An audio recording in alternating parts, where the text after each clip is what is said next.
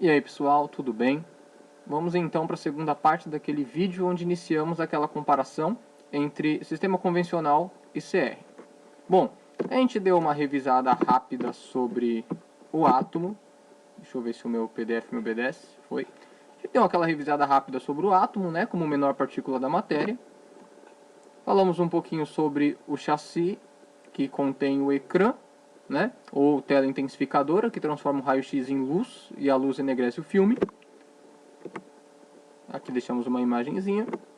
Falamos sobre a composição do filme, né, quanto base, camada adesiva, emulsão e camada de recobrimento, que no filme convencional a emulsão são os microcristais, os haletos de prata, que é irradiado, e depois na processadora, quando ele entra no revelador, a prata metálica que foi irradiada é enegrecida, a que não foi irradiada é removida, e aí você tem os tons de cinza, de preto para branco, né, passando pelos tons de cinza aí da radiologia convencional.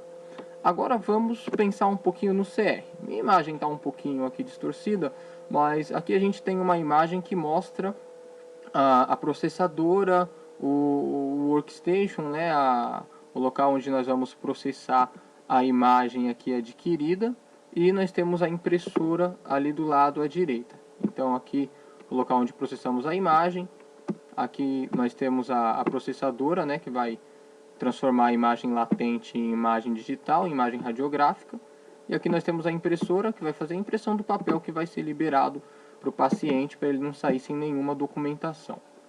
Bom, mas o que nos interessa nesse vídeo é principalmente a diferença na composição do filme. Enquanto no filme convencional você tem uma camada de emulsão formada por haletos de prata, por microcristais de haletos de prata, no CR nós temos uma placa de imagem, né? Você nem encontra muito com essa nomenclatura, filme do CR. Você tem uma placa de imagem que é a base de fósforo, né? Então agora você não tem mais aquele filme que precisa passar por um químico. O processamento é totalmente diferente, né? A gente tem vantagens com o CR. Vou citar só uma que eu acho que é uma das principais vantagens. O filme radiográfico no sistema convencional, você expõe ele à radiação para fazer o exame. Revelou, você dá o filme para o paciente ou para o médico, acabou.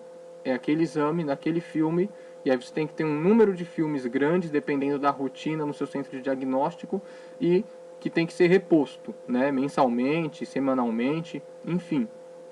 No CR não. No CR você tem uma placa de imagem, essa placa de imagem é exposta à radiação para fazer o exame, depois você coloca na processadora, a imagem é transferida para o computador, e ali do computador vai para o sistema, né, para o PACS ou para algum outro sistema onde o médico que vai dar o laudo vai ter acesso, né, pode ser gravada em mídia, e aquela placa de imagem, né, o filme do CR, que foi utilizada para fazer aquele exame, ele é zerado e pode ser reutilizado, certo? Então essa é uma das principais vantagens, fora o fato, o que eu não preciso ficar comprando um monte de filme para ser reposto, né? Eu tenho uma placa reutilizável, eu ainda não tenho gastos com químico, né? Isso ajuda tanto em questões econômicas como na questão do meio ambiente. Mas o que possibilita essa placa de imagem ser reutilizável? Vamos lá. A gente falou lá na primeira revisão sobre o átomo, e que o átomo ele é a menor partícula da matéria e ele compõe tudo que é matéria. Sendo assim, o filme, a placa de imagem do CR, onde vai ser registrada uma imagem radiológica, né? Primeiramente uma imagem latente, depois uma imagem radiográfica, ela é uma placa de fósforo, composta naturalmente por átomos. O que acontece com essa placa de fósforo no momento do exame, no momento da exposição à radiação? A gente diz que ele é um fósforo fotoestimulável. Essa placa de fósforo, que é o nosso filme da vez, ele vai receber uma radiação no ato do exame, e como o raio-x é uma radiação que a gente chama de radiação ionizante, ou seja, ele tem poder para ionizar um átomo, ou arrancar elétrons das camadas eletrônicas do átomo, é isso que vai acontecer. O raio-x bate sobre a placa de fósforo e arranca os elétrons do átomo dessa placa. Então é isso que a gente tem nessa imagem. Esse átomo aqui, ele está representando os átomos em geral da placa de fósforo, né? Do filme do CR. O Ezinho aqui é o elétron. Quando o exame é realizado, quando o exame é feito, o raio-x atinge os elétrons da placa de fósforo e arranca esses elétrons. Digamos que esses elétrons ficam guardados, por isso colocamos o elétron aqui no copinho. Esse elétron, ele entra em estado de excitação. Ele não está mais na camada e ele também não deixou de existir. Ele foi arrancado. Uma série de elétrons foram arrancados quando foi feito o exame, quando o raio-x incidiu na placa de fósforo, na placa de imagem, né? A gente chama de PI. O que acontece imediatamente após a exposição? 50% desses elétrons que foram expostos à radiação retornam para os átomos que eram as casas dele, vamos dizer assim, né? O elétron estava em torno do núcleo do átomo, foi arrancado pelo raio-x na hora do exame. 50% desses elétrons que foram arrancados retornam no mesmo momento, instantaneamente. E qual é o fenômeno que ocorre quando os elétrons arrancados retornam para a placa de imagem? Essa placa de imagem, ela emite luz. Só que nesse primeiro momento, essa luz que foi emitida, ela não me serve para nada. A questão é que os demais 50% de elétrons que foram arrancados, eles ainda não voltaram. A gente diz que eles estão em estado de excitação, eles são metaestáveis. Quando eles voltam para o átomo, a gente diz que eles voltaram para o estado fundamental. Então, vamos por etapas. Eu sei que essa parte é um pouquinho complicada. Vamos lá. Nós temos uma placa de fósforo, que é o nosso filme. O paciente foi lá fazer o exame. O raio-x bateu na placa de fósforo. O que acontece? Os elétrons da placa de fósforo são arrancados e vão para o estado metaestáveis. Ficam excitados.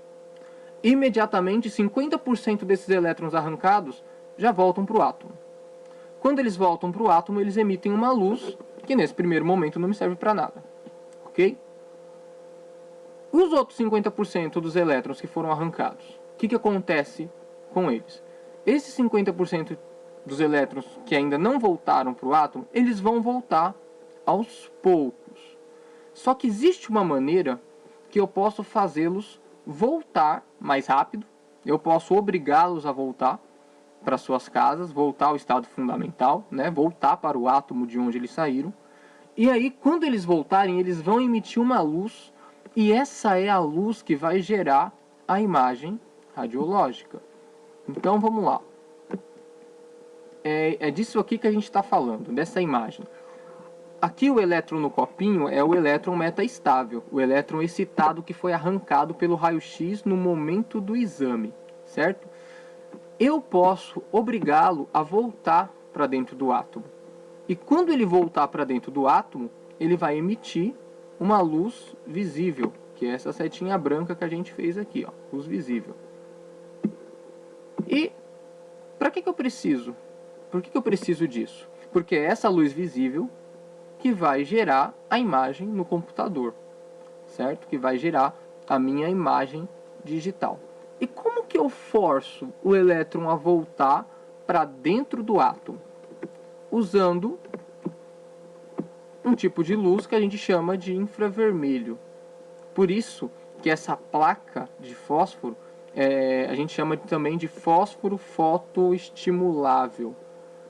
Ou seja, é um fósforo que pode ser estimulado por fótons. Fótons é a partícula da energia eletromagnética. Mas não quero entrar aqui em grandes detalhes. Vamos lá então. Esse circuito que a gente tem aqui na tela de vocês é a melhor forma de a gente explicar tudo o que está acontecendo. Primeira etapa, emissão de radiação. É aqui que o exame acontece, certo? A radiação foi emitida no filme. Aqui a gente tem o fósforo, né, que é a nossa placa de imagem. O que acontece quando a radiação bate no fósforo, elétrons arrancados, ok? Uma parte volta para os seus átomos, outra parte não. Aí a gente pega o filme e leva para a processadora. O que acontece lá na processadora? Essa segunda parte aqui. É emitido um laser estimulador, uma onda de infravermelho, de luz infravermelho, que obriga os elétrons a voltarem para os seus átomos, a voltarem para suas casas. Ok? O que acontece imediatamente quando os elétrons voltam para o estado fundamental? O que acontece quando os elétrons voltam para os seus átomos? O filme, a placa de fósforo, emite luz. E é exatamente essa luz visível que está sendo emitida aqui, ó. O filme está emitindo luz. E quem que capta? Os fotodiodos, que é um equipamentozinho aqui da própria processadora. A processadora capta essa luz e transforma em imagem lá no computador. E aí, a placa agora já pode ser reutilizada? Não, porque nem todos os elétrons são obedientes. Eu usei o laser infravermelho obrigando todo mundo a voltar para suas casas. Mas num toque de recolher todo mundo volta? Não. Alguns ainda continuam rebeldes aí vagando pelas ruas. O que a gente faz? A gente pega a tropa de choque, que é a nossa luz intensa, branca, violenta, e fala, agora vai todo mundo voltar para dentro do átomo. Sabe por quê? Porque se você não aplica essa luz intensa em cima da placa de fósforo, alguns elétrons continuam fora do átomo. Quando for feita outra imagem, outro exame com aquela mesma placa, uma sombra do exame anterior vai aparecer em cima do novo exame. E aí você vai pegar uma imagem borrada.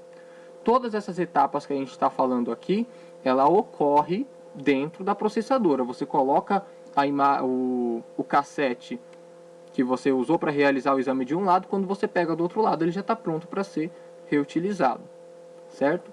E aí, essa é a parte que a gente chama de apagamento, tá? Uma luz branca, forte e intensa é jogada em cima da placa de fósforo, ou da placa de imagem, a mesma coisa, e aí os elétrons terminam de voltar para os seus átomos, e a placa está pronta para ser reutilizada novamente, ok? Então, fazendo uma revisão muito breve aqui. Momento do exame. O raio-x bate na placa de fósforo. Os elétrons são arrancados. Uma parte volta para os seus átomos, né, da onde eles saíram. Leva-se o filme para a processadora. Emite-se no filme, a gente joga no filme uma luz infravermelho. Os elétrons que estavam metaestáveis, que estavam excitados, são obrigados a voltar para os seus átomos, ou seja, voltar para o estado fundamental. Nesse momento, a placa de fósforo emite uma luz. Aí é o momento da leitura. Essa luz que a placa de fósforo emitiu é captada pelo aparelho, né? pelo processador que vai levar a imagem, que vai transformar essa luz em imagem e vai até o computador. Depois a placa de fósforo segue para o apagamento, onde vai ser emitida uma luz forte, branca, intensa em cima dela, para que todos os elétrons que sobraram voltem para os seus átomos, para que a placa possa ser reutilizada. Ok? Então é por isso que a gente diz que o processamento da imagem do convencional, ele é um pouquinho diferente, né, como vocês podem ver, daquilo que acontece com uma placa de imagem no CR. Bom, eu espero que esse vídeo tenha ajudado um pouco. Qualquer dúvida, nos comunique. Clica para voltar o vídeo de novo, ouve com calma, pega o conteúdo que mandamos em PDF, dá uma lida com calma, porque é um pouquinho complexo, mas dá para simplificar, certo? Abraço, fiquem com Deus.